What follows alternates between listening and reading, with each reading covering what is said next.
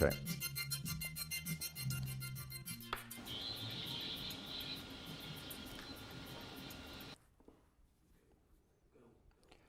Hey, welcome to Yo-Yo Talk. It's again Thursday night, and I'm glad to see there's some folks out there still interested in talking about yo-yos. Normally, I tape a little bit in the beginning, but tonight it's going to be all live. I'll put some B-roll shots in over me talking, but we need to get the conversations going. I really like having people make comments. That's why we're doing this all live. So if you're sitting there watching and you're a wallflower, please get out on that dance floor and make some comments. So I'm going to start off tonight by actually doing a little unboxing. I rightfully or wrongfully entered a talent contest for the American Society of Dermatologic Surgery's national meeting. It's a short video, and no, I'm not going to show it to you. So I decided to do a little bit of yo-yoing, and so I'm kind of counting on the contest having only one submission. But so it had been a long time since I had been throwing any yo-yos. So I decided to do that little mini performance, and all my yo-yos were, the good ones were like 10 or 15 years old because I haven't really been throwing the last few years. And so I got one out and I was kind of fiddling around with it. I said, man, these are a lot better than I remember back in the day. I was using a Flying Camel. And I thought that was about as good as it could possibly get. And then, of course, came the Silver Bullet 2. Then after that, I wasn't throwing as much. So, you know, I'd still put on little mini performances when people come by and look at the collection or TV or whatever. And I was just using like the Doc Lucky YoYoJam or something like that. Nice yo-yos, but not really good competition models. So I was really surprised when I was picking up these yo-yos how much better they were. So I decided to go on and get one of these Gentry Stein Shutter yo-yos. You know, it's one of those mid-level bi-metal yo-yos. And I got it, and just so you know, I didn't get this, they didn't give it to me, I'm not promoting it. I just got it out and go, wow, this is really incredible when I threw it the first time.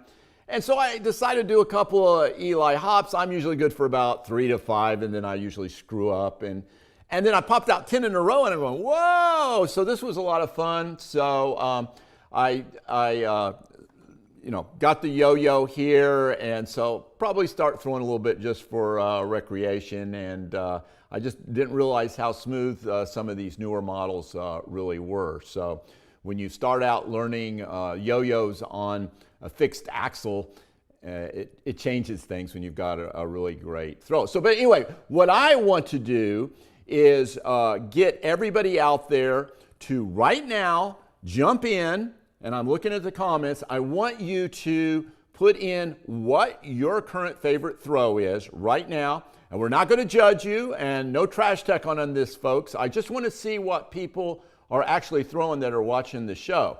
So this is your chance, if you've never commented before on the show, to get out there. All you have to do is put the name of the yo-yo. You don't have to justify it or anything like that. And there could be a multitude of reasons why you like it. It may be just a historic yo-yo that you want to throw, but go on and put that down. So everybody chime in, please. And while we're waiting for these comments to come in, I'll be watching them. Let's take a look at our grand prize package for the winner of the pop quiz tonight, later near the end of the show. Grand prize package, which probably already belongs to the Nickinator. We just don't realize it yet. Here's a little quick scan over the whole amount of collectible items that we've got up for grabs here near the end of the show. Up here at the top, we have a Lucky's Collector's Guide to 20th Century Yo-Yos, signed. Going to be worth a lot of money in about 100 years if you keep it in mint condition. There's a Doc Lucky's yo-yo. We also have the Immune, which with a Immune yo-yo. Don't find those at Kmart anymore. And here is a plastic Sir Duncan spin top. Notice the price tag of 79 cents. Hard to get a top for that these days. And actually, if you want this top, I've been checking the prices. It stays pretty consistent, about $15. So if you can score one of those on the card for less, you're doing a pretty good job. And here is a World Wrestling Federation Undertaker yo-yo. This was, I don't know, maybe 20 years old, maybe a little less. I thought these were not worth the postage type yo-yos, but it turns out I checked the prices on these, and these hold pretty consistent at about 12 bucks each when they're on the card like this. So there are folks out there that collect these. Now, off to the right there is a Earth Zone yo-yo. This is a Spectra Star. This was in their very first series that they released of yo-yos. It is a sculpted yo-yo of the globe, and this was actually so popular that somebody did a knockoff of this. If you can believe that, there's actually a Spectra Star knockoff. And the way you tell them apart, and you only heard it here first, was that on the Spectra Star, it does show Hawaii, and the knockoff does not. Also, the Spectra Star, inside the string gap on the rim there, it will say Spectra Star too. So I know everybody's leaving the show right now to go check their collection and see if they have the original or the knockoff. And speaking of knockoffs, this is actually not a knockoff. It is a reproduction yo-yo of the Duncan Super Tournament. And this is confusing to new collectors because a lot of times when these are sold loose, and I've seen this happen many a time, these will go off sometimes for as much as $50 because people think they're getting a mint condition Duncan Super that's about 60 years old. And actually they're getting this remake, which was done in 1996. It's actually pretty easy to tell these apart. And I never see these go for much more than 25 bucks when they're actually in the package, because then people realize it is the reproduction. But the way you tell it apart is there's a little registration mark behind the word Duncan, and there is no registration mark with the word yo-yo. So easy to tell apart. Over here to the left, we've got a Spider-Man Spectra Star yo-yo. That's a sculpted yo-yo, and I've checked. I can't find any of these for sale on eBay recently, so I think it's actually pretty rare. So I would expect it would go off in the $15 to $20 price range, maybe a little bit more. Got some tin yo-yos there that are OTC and also not worth the postage. There's a nice 50s Alox flying disc. Couple of yo-yo blanks from Duncan. Those are ready to be carved, folks. And there's some Playmax Pro Yos and a nondescript wood top. So that is our prize package for this week. Let's check out the value right now.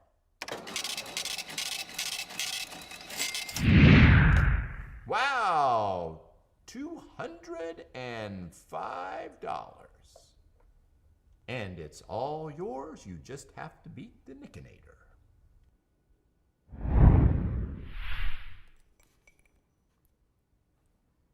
All right, well, I see we've got a lot of good answers in there on favorite throws coming in. I noticed, well, I think my favorite one actually was the Festival Screamer. I wasn't expecting that one to pop up, so Judith wrote that one in there. But Slim Dunk, there were some other ones in there. 720 as the best looper. You guys can look at the comments, but please.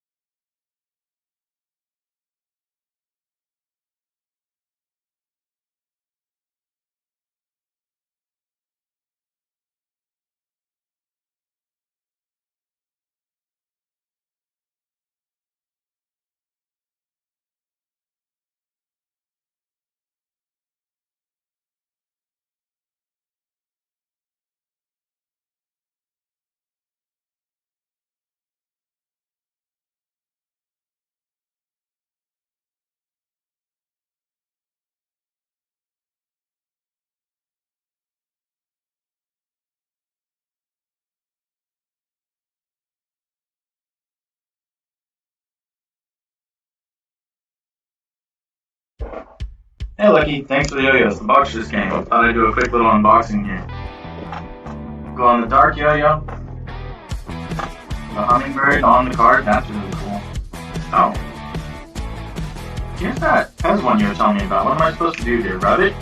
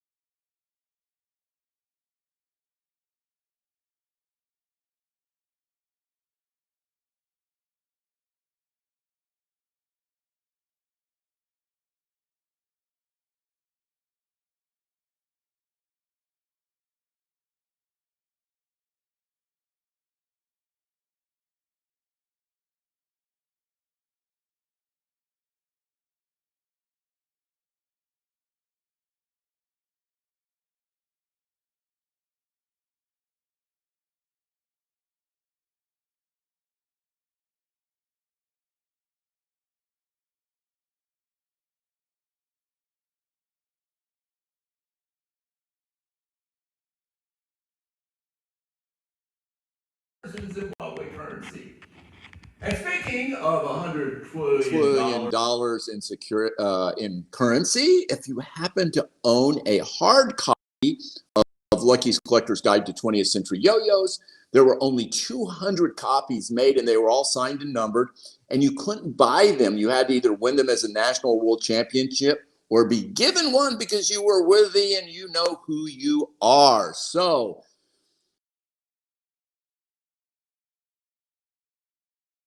10-15 years ago, sell for about $150. But as you just saw there on that post, they're asking $310 for that book. So hang on to your copy because the value is just keep going up. What's that? You got a problem with sound, Sean? Okay, Sean is having a little bit of a problem with the sound, but he's trying to work it out right now. Do I need to go to the other microphone? Can I go to the other microphone? Yeah, it's already on. Okay. So anyway, that's the update on that. And speaking of worthy people, I guess I should comment that we have a Facebook yo-yo page up, the National Yo-Yoing Hall of Fame. I've got all the inductees now listed on the page. And we are working on this, getting the National Yo-Yo Hall of Fame up and going again because it's been way too long since we've had any inductees. I think it was 2008 since the last time we had anybody come in. And so what we're going to do is take nominations, and then we're going to have, this will be later in the year, have a committee cull those nominations down to probably about 10 worthy individuals. And then the Academy will vote on who will be initiated in as an inductee. So how do you get into the Academy? Well, you kind of have to be selected much like the Academy of Film Arts, which is a little bit. So I want to say, so how do you get in? Well, somebody's got to be worthy of voting. And many of you watching the show, quite frankly, are definitely worthy of being a voting Academy member. And I think you know who you are. So please go to the National Yo-Yoing Hall of Fame group page. Now, it's still kind of plain. We don't have any header on there or anything like that. But just ask for admission and put in a word or two why you should be a voting member. And so just to give you some examples that make a person worthy to be in our Academy that will vote for who gets in the Hall of Fame, anybody that's been a professional performer, a sponsored player, a demonstrator, authors or books or articles on the yo-yo, designers, manufacturers, judges, attendees at multiple nationals or world championships, contest promoters, collectors that have contributed something to the movement other than just having a drawer full of yo-yos. And I think you get the idea there. In other words, if you have not personally made a contribution to the yo-yoing community, then you really aren't worthy as a voter. Just enjoying playing the yo-yo or posting a couple of TikTok videos out there of your latest learned skill doesn't count. Entering a couple of local yo-yo contests and earning a patch, still not worthy yet. But I think most of you know that have been out there around and a while who needs to be in that group. So spread the word to the people that need to be in that voting group. We want to get them in. The reason we need them in the group is so we can contact you guys when it comes time to do the voting. So one last thing I want to mention before we get into the lightning round. There is a yo-yo book about to be published. I believe it's like September 24th, maybe a day or two off on that. It's titled The People of Yo-Yo, and it's by Mr. Yo-Yo Thrower. I think a lot of you guys know who that is. I got an advanced reader copy about a day or two ago, and I've read about 2/3 of the book of it so far. So for myself as a yo-yo historian, it's a fun, great read. Several of the people that have already appeared on the show have been highlighted in the book, and it's a great read for finding out kind of what's been going on in the yo-yo world the last 15 or 20 years, and it's a kind of about revolving around the people that are involved in the movement. I haven't finished the old book yet. I would have liked to have seen a little bit more about some of the earlier demonstrators, but I'm not done yet. And again, it's more about the recent stuff going on. But it did put a lot of people on my bucket list to get on the show. So I think everybody's going to enjoy this read. And Mr. Yo-Yo Thrower himself is going to be on the show on October 1st. And he's going to talk about his book. So something to look forward to. Okay, let's take a look at what we have in our lightning round tonight. I had a substitute pack. I wasn't sure, but John Gates, who's we're going to bring on right now, he is handmade. You're going to get a autographed, handmade John Gates yo-yo. John, can we bring John on there, Sean? Right before, yeah, we went him on right now. Okay. Yeah, he's going to show us what we're playing for in the lightning round. Not the alternative prize package, but this one, because this one's better. There's John. Check that out. Can you tell us a little bit about that yo-yo, John? Yeah, this one right here is one of my earlier models. I've started reproducing them because of demand. It's hollowed out on the inside, so it has a nice weight rim. It's about right about 50 grams. Is that the it'll Hubbard? have this one. I'm not gonna. It's an unnamed yo-yo right now. Okay. Only because I named this yo-yo and sold it for about a year, and then a whole nother company came up and started using this same yo-yo name. Oh, so I'm actually right now. It's about to be renamed. Okay. But this yo-yo is going to not only be renamed, but it is going to be autographed by John. And the winner of this contest is going to take that yo-yo out of John's hands. So now I want to remind everybody. And I also have second place. What's that? I also have a second place yo-yo because I hate only having one prize. So I'll send out a second one. Oh, cool. It's got a picture of me on it. All right, cool. So I've got second place and first place. Okay, so we got a 2 yo-yo prize here. So now I just want to remind everybody that whoever answers this question first is the tentative winner. He's not or she is not the actual winner. We have to wait until we get the time code at the end of the show before we can give an official yay. So we will stop when we see a correct answer coming through, because then we know we have a winner. But you're going to have to wait and check the comment section at the end of the show to see if you actually won. So let's get right on to the lightning round. And Sean, let's throw up that lightning round.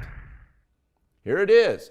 When John Gates set his world record for Shoot the Moon with this yo-yo that is right there in the background, how many feet to the closest half foot was it?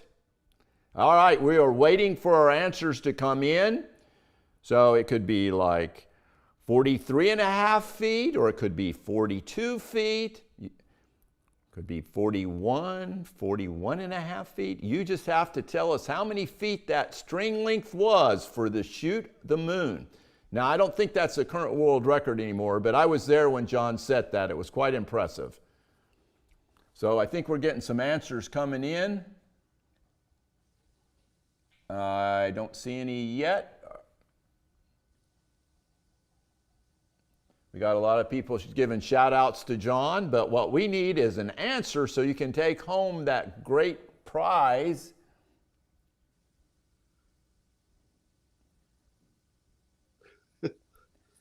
We're getting no sound comments on here. Is that true, Sean? Huh? Oh, okay. I'm sorry. I'm looking at that issue's fixed, I think. Okay. All right. Are we?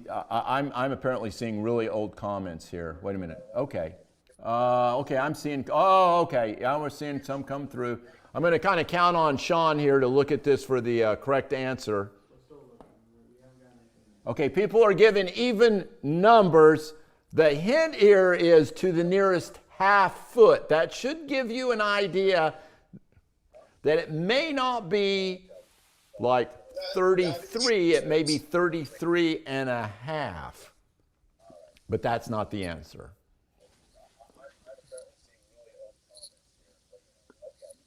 We are still waiting for that answer to come in. And with Facebook, who knows, maybe it already has and we haven't seen it yet, but we're still waiting for that to come through. Okay, I'm going to give you a little hint. It's under 20 feet, guys. It's under 20 feet. I think just by random chance, one of you guys would have hit this number.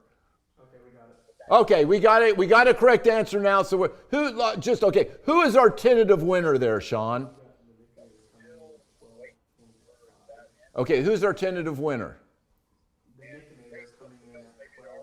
The Nickinator? You got to be kidding me. Come on, guys, this is a random thing. How is the Nickinator winning this again? All right, well, the Nickinator right now is the tentative winner of the 2 John Gates Yo-Yos. A great prize for the Nickinator if he indeed is the winner. And we will find out at the end of the show. But let us go right into our guest tonight, who you've already seen. He is the father of off-string play. He's an amazing innovator and one of the most skilled individuals in throwing the top probably in the world. John, thanks for coming on the show. Yeah, thanks for having me. So anyway, I want to just jump right in. Did we have any questions yet for John, Sean? John's checking for the questions there. I have a question to start out. Okay, you are the almost undisputed father of off-string play. Take us back, and I love you. Start with that yo-yo you just showed me earlier, how it all got started, and tell us a little bit about how that off-string came to be.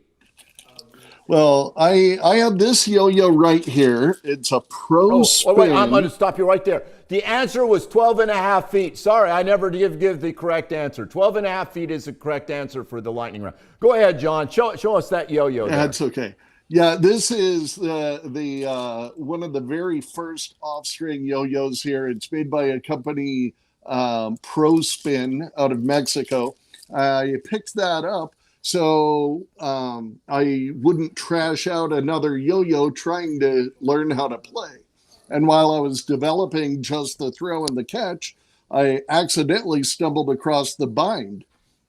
So really, the Pro Spin was the very first off-string yo-yo that I played with. How about that? So that was kind of where it all started, was with that very yo-yo. Of course, we've got the very popular Hyper Viper here when we toured Japan teaching off-string yo-yo with Team Hyper Viper. But, so really, when you go back and you look at the history of the yo-yo and off-string play, the real critical thing is people were kind of experimenting around with, and it's kind of like the Diablo, you can throw it on the screen, but nobody had a way to really bring it back, and which was key to the development of every trick that came after that. So that's, and I believe there's a little story with you and Dale Oliver, and Dale was showed you initially, and then you went back and tell us that story. Oh yeah. So that was in 1990. It would have, I was a budding yo-yo professional, really into it. At that point, of course, we weren't sharing tricks online because there was no communication that way. So the Yo-Yo Times newsletter would come out, and that's how we would kind of learn tricks. But Sure. learning yo-yo tricks from text was always very difficult. So that meant that I was always approaching the style of play a little bit different. Like I never quite worked it out the way the words meant. So when I came to meet Dale Oliver at Playmax with the big yo-yo thing, they were starting the campaign of yo-yoing. He taught me all kinds of tricks, but I already knew most of what he showed me. And he was kind of getting fed up with me because, I'd always be like, well, show me something more advanced. And he was kind of already at the limit of where he was. So he was like, okay, I've got something for you. So he pulled out a Pro-Yo, took it off the string, started to wind it up. I go, oh, yeah, I know this trick. It's the runaway dog. Great gag, but not very tricky. He said, no, you're a young punk. Check this out. And he threw it kind of like a pushing motion, the way we do with spin tops, where you pushed it straight down. Then he flung it up and caught it on the string, did one somersault with it, and then caught the yo-yo. And looked at me, and I'm like, okay, that's cool. Now show me that again. And he couldn't do it a second time. So he was like, well, you'll just have to work on it on your own. Because he probably hadn't done that very maneuver in probably 30 years at that point. So me being a little bit obsessive, I went back to the room where we were staying, and I tried over and over, and I started to develop the kind of throwing down more like the power throw style move, where I would intersect the string with my other hand, and I could get it to actually, which is pretty similar to the modern throw now. And I could get it, and I could get it to flip. And at that point, I was also kind of learning the Diablo. Okay. And one of my favorite tricks was where you wrap the string around the axle, and it'll climb up the string. So I was attempting to do the elevator trick, the Diablo elevator trick. And sure enough, when I wrapped that string around, it snapped right back to my hand, and I caught it. And I was kind of like not sure what happened. I'm like, well, that was unexpected. It's wound kind up of like into my discovering hand. penicillin. Exactly. So then I'm like, okay, well, that's cool. But if I can do it a second time, I think I'm onto something. So I threw it a second time. It came off the string. I did the little trapeze flip deal and wound it back the second time. And I mean, I'm sure my neighbors in the hotel were probably pretty upset because I was screaming and jumping up and down. So the very next day, we go back to our little meeting room, and Dale Oliver was there, Bob Maloney was there, and Dennis McBride. The three of them were all kind of standing in this little hallway there. And I'm like, okay, Dale, you know that off-string thing you were telling me about, which it wasn't called off-string. In fact, at that point, it never really had a name. Its original name, by the way, is stringless yo-yo. Stringless. I didn't call it off string. I called it stringless yo-yo. Yeah, did you see that? Digressing a little bit, there was a guy, I can't remember his name, that like went before Congress and was testifying about the stringless yo-yo. Have you ever seen that story? No. It's really weird. Yeah, it was the string. It was like in the 50s or something. I'll have to talk about that in the future episode. Yeah. It made the national news and everything. But he had, quote, invented a stringless yo-yo. And somehow I got in front of Congress. It was all just a hoax. But anyway, so. Well, I was actually doing the stringless yo-yo at that point. So I asked Dale, okay, so that trick you showed me, how do you get the yo-yo back to your hand afterwards? And both Dale, well, all three of them kind of looked at me like a little bit like, what is this kid talking about? And Dale like put his hand on my shoulder and was very concerned. He's like, John, it's not connected to the string, so it's not coming back. It's like a spin top. And I said, let me show you a neat trick I figured out. And I did the one little throw and the flip, and then I wound it back and I caught it, and I look at them. All three of them were a little bit slack-jawed, like, what are we looking at? Like they look like they just saw a ghost or an alien. That was the eureka moment. And I it shared right it with there. them. And seeing, I mean, you know, Dale's eyes were bugging out, slack-jawed. It was quite a moment.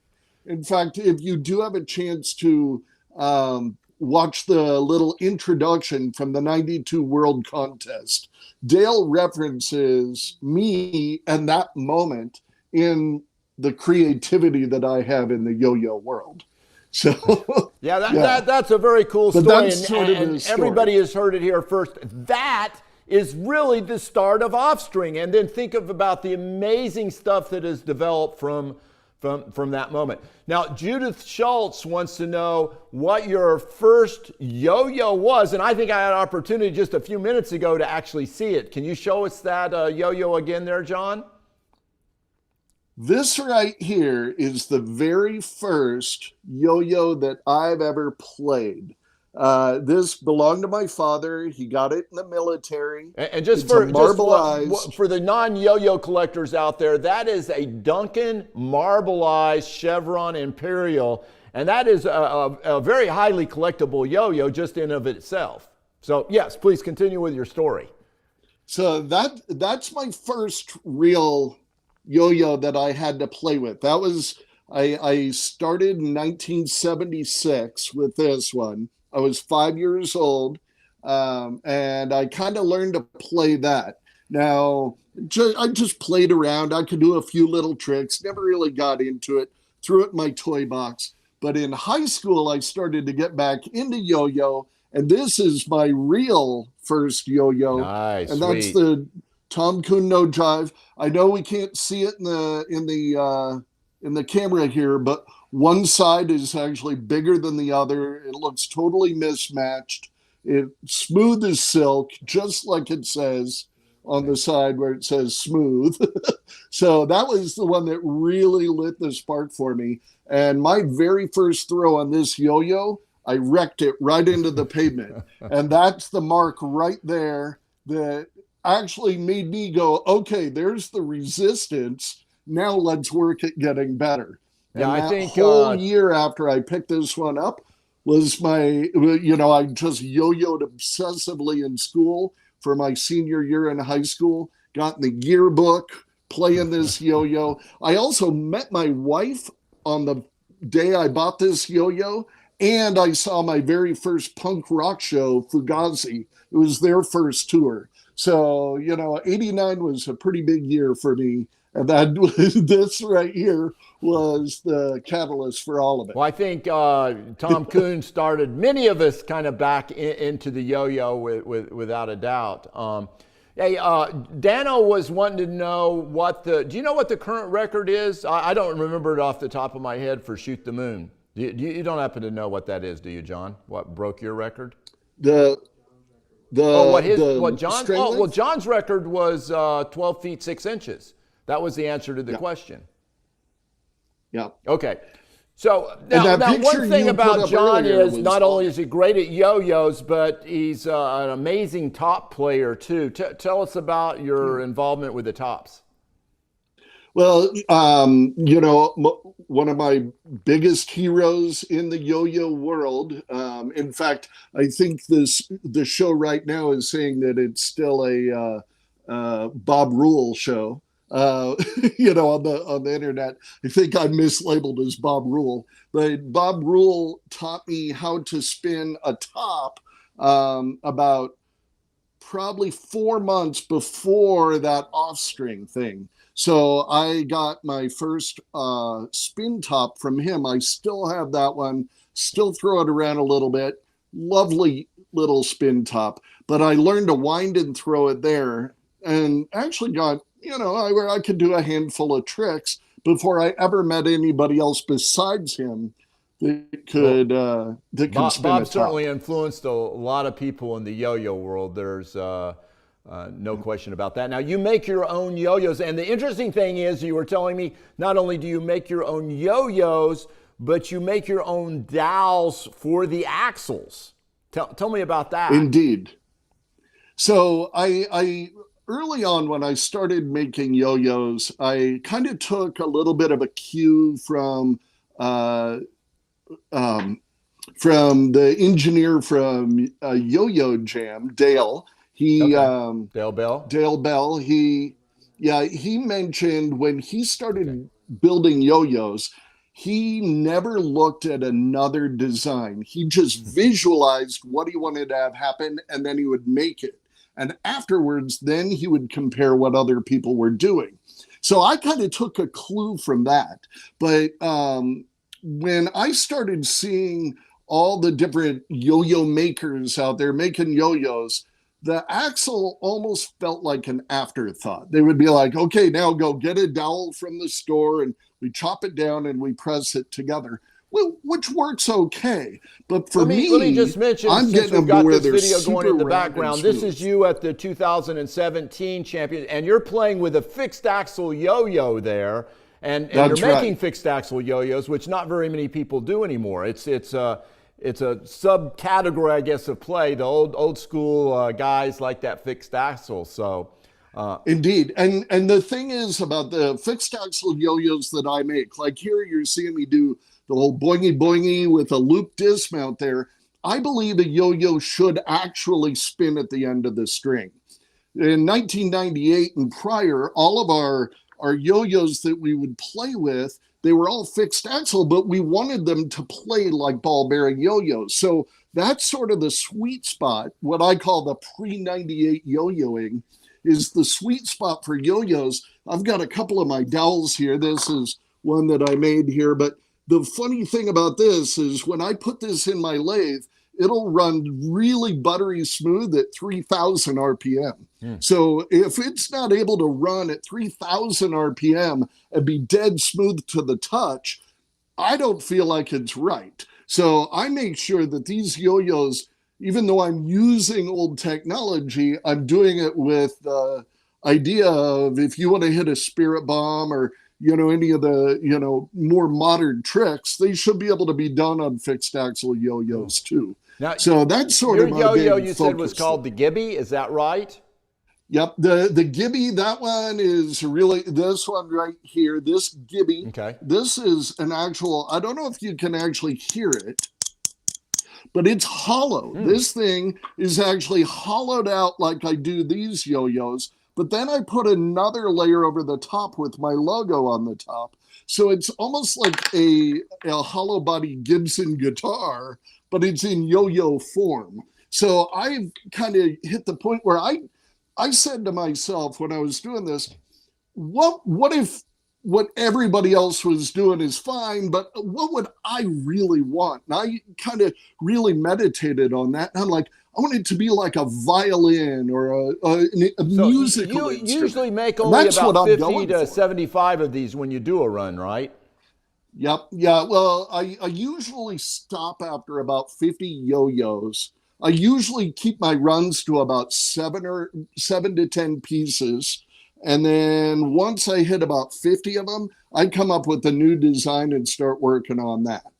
So right now I've got about 7 different designs that I kind of work from. I've got my Delrin line that I call a Hubbard.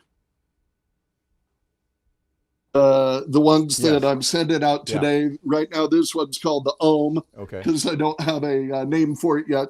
So OM. I've got what I call the SE, which is a modified butterfly, very similar to the Gator Jam here. Yeah. So I've got something kind of like this. That's called the SE. Okay, well, let me ask you this. With all those different yo-yos, 2 last questions. Number 1, what's your favorite throw? And number 2, what's your favorite collectible yo-yo? All right. Favorite throw first. I'm going to start with 2. Okay, start with the favorite collectible. My favorite collectible yo-yo that I have would have to be this little two-tone job Sweet. right here. This is a light-up yo-yo from 1952. It's got the Duncan embossed there. When I showed this one to Donald Duncan Jr., he told me he wasn't sure that Duncan even made one, and I showed it to him. So, and this, if it's a reproduction, whoever made the logo really did a good job with this. Yeah, no, But, it is. yeah, That this is the a very original rare deal. one. I have a box of those. It is definitely a Duncan, and it comes with all the Duncan stuff. So I think that probably Don Jr. just didn't remember it. Right. Now, my favorite yo-yo is the exact same answer I've been giving for over 20 years. My favorite yo-yo is the one that I have in my pocket. Oh, okay. Right now, it's this one right here. I've started to kind of go almost retro into making yo-yos that are designed to loop. So that's the new wave that I'm actually working on right now. I actually have a handful of these I'm in the process of making. And I'm only selling these as pairs. Now, how do people get those one yo-yos? of them. You can contact me if you email me through my website, gatesyoyo.com.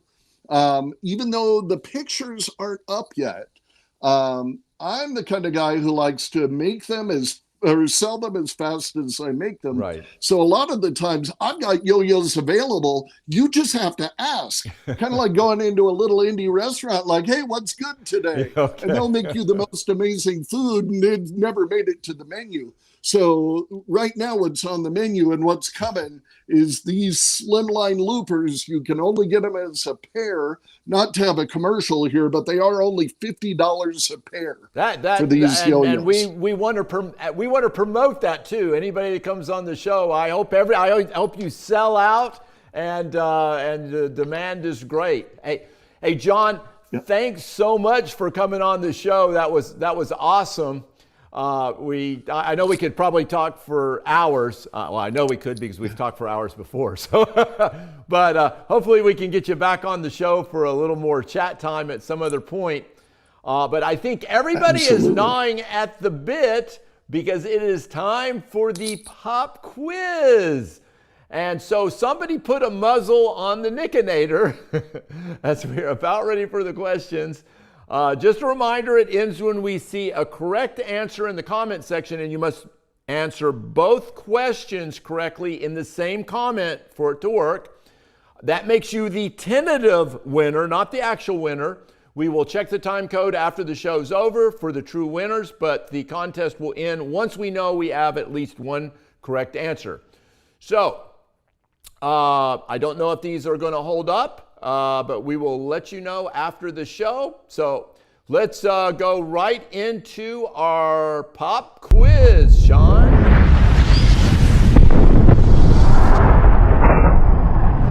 Doc Lucky's pop quiz. One shot, one champion. First to answer both questions in the Facebook comments wins. Get ready.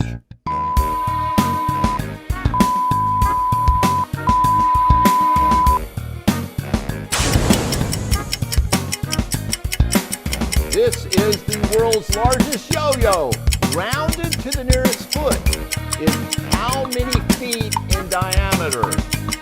And the second part is this former world's largest yo-yo is how many feet in diameter? Two questions about sizes of big yo-yos. This should be easy, hopefully easier than figuring out how many feet that shoot the moon. What? We've already got a correct answer coming in. What do we got there, Sean? Chuck Short right now is the tentative winner. Chuck Short. Wow. But that could change, folks. That could change. We will have to wait until the end of the show. And the answers were 12 feet. And the second answer was 6 feet, which if you were watching very closely, it is written on the face of the yo-yo. So that was a real easy one to get. All you had to know is the largest yo-yo was 12 feet. And that's a pretty freaking big yo-yo. And I don't know if you guys know any of the history about that particular yo-yo. The first time she set that off, they had just used a regular rope, and I think it was about a 3-inch rope, and it immediately burned through that rope like nothing, because I don't know, it gets up to like 40,000 degrees when, you know, a big 12-foot yo-yo starts spinning on the end of that rope. So it broke the yo-yo. She had to rebuild the whole dang thing. I think it took her another almost year to rebuild it, and then they got smart and put a different type of cable finish on it so it wouldn't light up like that. So anyway, thanks again to John Gates, the father of Offspring, for coming into the show. Don't forget to check out the National Yo-Yoing Hall of Fame group page, and please, if you are worthy, ask to join the group so you can become a voting member of our academy. And also, don't forget to get your Celebrity Yo-Yo Contest entry in. You only have 1 week left. And next week, we are going to have a Doc Lucky Ask Me Anything episode. And we are opening up for all questions. It can be yo-yos, zombies, whatever you want. So we won't have a guest next week, but we will be reviewing how we're going to do the Celebrity Yo-Yoer contest. And I think I may get around to opening that $250 mystery box that I bought off of eBay that supposedly has some yo-yos in it that nobody won in that contest. So we'll see what's inside of that. So, guys and gals, remember, you can never have too many yo-yos. I'll see you all next week. Same yo-yo time, same yo-yo channel.